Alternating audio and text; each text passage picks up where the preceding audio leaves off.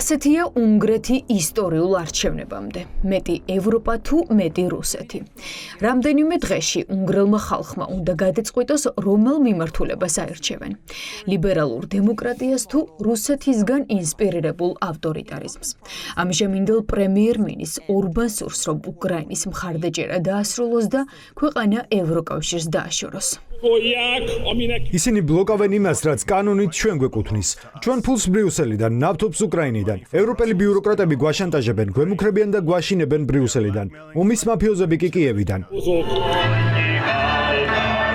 რამდენიმე ქუჩის მოშორებით კიდევ ერთი მასიური დემონსტრაცია. ეს ხალხი მხარს პიტერ მაგიერს უჭერს.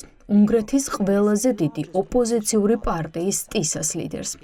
ასეთი ხედვა აქვს მას უნგრეთისთვის ორბანისგან განსხვავებით. ჩვენი სამშობლო დასავლეთის ნაწილია, ევროპული საზოგადოების ნაწილია. ჩვენი სამშობლო ნატოს ნაწილია. ორი დემონსტრაცია და ორად გაყოფილი ამომრჩეველი. 12 აპრილს უნგრეთი ახალ პარლამენტს აერჩევს. ორბანი არჩევნებს ომსა და მშვიდობას შორის აყენებს. მაშინ როცა პიტერ მაგიარი პირობას დებს, რომ უნგრეთს ევროპულ გზაზე დააბრუნებს. შეძლებს კი მაგიარი ორბანის შეცვლას. პიტერ მაგიარი უნგრეთის ერთადერთი ალტერნატივა, თუმცა არც ვიქტორ ორბანია მზად არჩევნებში დასამარცხებლად. ის ძალიან დიდი წარმოდგენისაა საკუთარ თავზე. 2022 წელს, როცა ორბანმა არჩევნებში გაიმარჯვა, ბევრი ადამიანი ამბობდა, რომ ორბანი ძალაუფლებას სიკვდილამდე შეინარჩუნებდა, მაგრამ ეს 2024 წელს შეიცვალა, როცა პოლიტიკაში მაგიარი გამოჩნდა. მან უფრო მეტი პოლიტიკური ინოვაცია შემოიტანა, ვიდრე ნებისმიერმა სხვა ოპოზიციონერმა აქამდე. ლაზლო რობერტ მეზესი უნგრელი ჟურნალისტია. ის წლებია საქართველოში ცხოვრობს. აკვირდება ქართული ოცნების ანტიუკრაინულ კამპანიას არჩევნების წინ და უყურებს, რომ იგივე გზას ადგას ახლა ორბანი. ორბანი ძალაუფლებაში ყოფნის მე-16 წელსაც კი გამარჯვებას ისევ ამ ყალბი ნარატივით აპირებს. უნგრეთის ახალგაზრდობას მხოლოდ ორბანის პრემიერ-მინისტრობა ახსოვთ, რადგან 16 წელია უნგრეთში ვიქტორ ორბანი და მისი პარტია ფიდესი დომინირებს. ამ პერიოდში მისი პოლიტიკა ცენტრალური მემარჯვენეობიდან რადიკალურ ულტრამემარჯვენე პოპულისტურ ძალად იქცა. 2022 წლიდან უკრაინაში გვაქვს ომი და იმ დროს ეს ნაკლებად იყო ანტიუკრაინული. ოპოზიცია ამბობდა, რომ თითქოს უნგრეთის ომში ჩათრება სურდათ, მათ ეს მთავარ კამპანიის თემად გამოიყენეს 2024 წლის ევროპული და ადგილობრივი არჩევნებისთვის. მაგრამ ახლა ისინი ამას ზედიზედ მესამე არჩევნებისთვის იყენებენ და ეს სულ უფრო ნაკლებად ახალი და ნაკლებად საშიში ფაქტორი ხდება.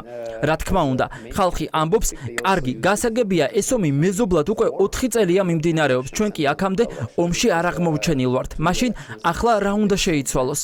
და განსაკუთრებით მაშინ, როცა ერთსა და იმავეს ამდენი ხნის განმავლობაში და იმავე ფორმით ამბობ, რა თქმა უნდა, ეს ყველაფერი უფასურდება. 2026 წლის უნგრეთის არჩევნები დიდი გეოპოლიტიკური ძვრების მომტანი იქნება. პირველად ვიქტორ ორბანს სერიოზული კონკურენტი გამოუჩნდა. პიტერ მაგიარმა და მისმა პარტიამ ტისა მოახერხეს ოპოზიციური ამომრჩევლის კონსოლიდაცია, რაც რეიტინგებში აისახება. ბოლო გამოკითხვები აჩვენებს, რომ მაგიერს 8%-იანი უპირატესობა აქვს. არჩევნებამდე კი მხოლოდ 9 დღე რჩება. უნგრეთში ხალხს ორბანის მმართველობის შეცვლა უნდა. მე ვოცნებობ ვიქტორ ორბანისა და მისი მთავრობის გაგდებაზე, რათა შევძლოთ დემოკრატიის აღდგენა.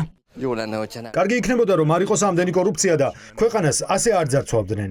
საარჩევნო დაპირებების ნაცვლად ორბანის მთავრობამ ქუჩები ვლოდიმირ ზელენსკისა და ევროკავშირის ლიდერების ფოტოებით გაავსო, როგორც ომის მოყვარულები. ორბანის პარტია ამტკიცებს, რომ მათ ოპოზიციის ლიდერ პიტერ მაგიერთან ერთად უკრაინაში უნგრელი ჯარისკაცების გაგზავნა და ქვეყნის ომში ჩაბმა სურთ. უნგრეთს ომი არ სურს. ჩვენ არ გვინდა ომში წასვლა. არ გვინდა, რომ ჩვენი ახალგაზრდობა ომში გაიგზავნოს. ამას მთელ ევროკავშირში ვხედავ. ყველა დანარჩენი ამბობს, წავიდეთ ომში. ყველა სურს ეს, მისი ან ორბანის გარდა. ძალაუფლების დასათმობად ორბანი მზად არ არის. ამიტომ სახელმწიფო ბიუჯეტს საარჩევნო კამპანიის წარმოებისთვის იყენებს. რაც არჩევნებს უკვე არასამართლიანს ხდის. Black money, if it would be needed, Orban is already a... როგორც შავი ფული, თუ ეს საჭირო გახდებოდა, ორბანი ისედაც მაქსიმალურად იყენებს სახელმწიფო ძალაუფლებას. ჩვენ გვქონდა კვლევები 2024 წელს, როდესაც ევროპის მასშტაბით ევროპარლამენტის არჩევნები ტარდებოდა, რომ მხოლოდ Google-ის პოლიტიკური რეკლამის ხარჯებით უნგრეთი ევროპის ჩემპიონი იყო. ჩვენ, რა თქმა უნდა, ყველაზე დიდი ქვეყანა არ ვართ და უნგრეთში ფიდეს გულისხმობ, რა თქმა უნდა, არსებობს სხვა დიდი პარტიებიც, მაგალითად, ქრისტიან-დემოკრატიული კავშირი, გერმანიაში და სხვები, მაგრამ ისინი ახლოსაც კი არ იყვნენ და ეს მხოლოდ Google-ია. ამ პერსპექტივიდან პოლიტიკურადაც მათ აქვთ სახელმწიფო რესურსები და ვიტყოდი, რომ მიუხედავად იმისა, რომ უნგრეთი პატარა ქვეყანაა, ეს მაინც ევროკავშირისა და ნატოს წევრია, მთავრობით, რომელიც თითქმის ყველაფერს აკონტროლებს. ასე რომ, მათ ყავთ თავიანთი წარმომადგენლები ყველა სახელმწიფო დაწესებულებაში.